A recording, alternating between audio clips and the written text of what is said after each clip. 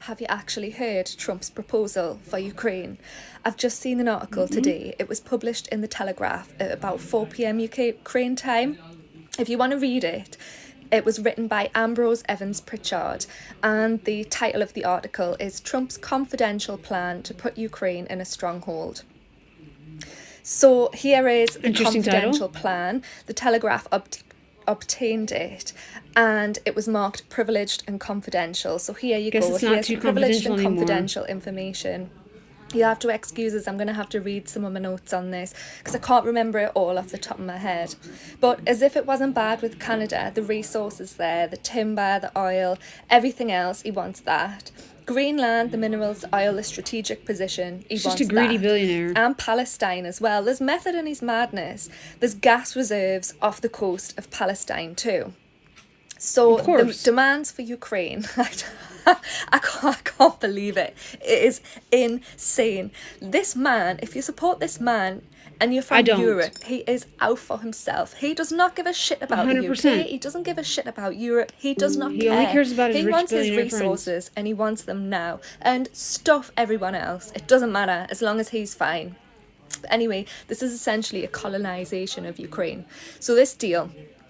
The demands cover everything from control over critical minerals, not just that though, ports, infrastructure, oil and gas. He wants everything. And he wants 50% of recurring revenues received by extraction of resources. So 50% of everything.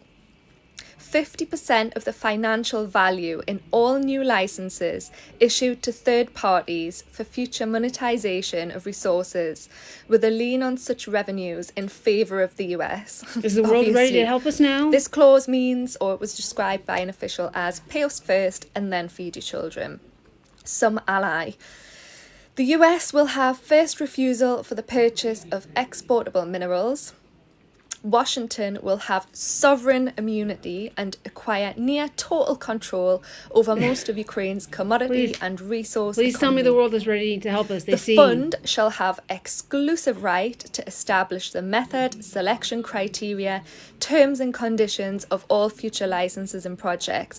So that's essentially a complete way around. This just sounds like one of his business contracts. Rules, Europe's anything to do with that. We're all for the climate in Europe. Trump's not. He's pulled out of it. So he wants to make sure that he can get those minerals, get that oil, get that gas, however he wants and however he chooses. This is why Macron demand, and I have done video previously on the Treaty of Versailles. I've done part 1. There are more parts to go, but I did a couple of videos and then it got more views than I thought they would. So I freaked out, I panicked, and I haven't done any videos since. So here we go. I will continue to do more on the Treaty of Versailles. And I want to try and get through as much as I can from 1917, where we're at now, because this is so important now. But anyway, I digress.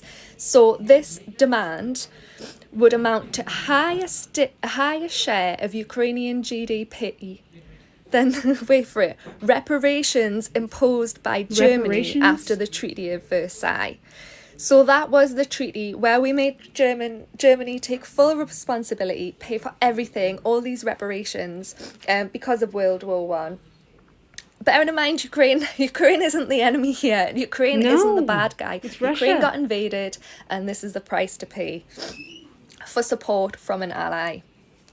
Anyway, Trump warned Ukraine that Ukraine would be handed on a plate to Russia if it rejected the terms. So either you give me what I want, or you go into Russia. And I think these meetings in Saudi are actually a way to carve up Ukraine between Russia and America, carve up the resources in order for self-gain, obviously, as usual.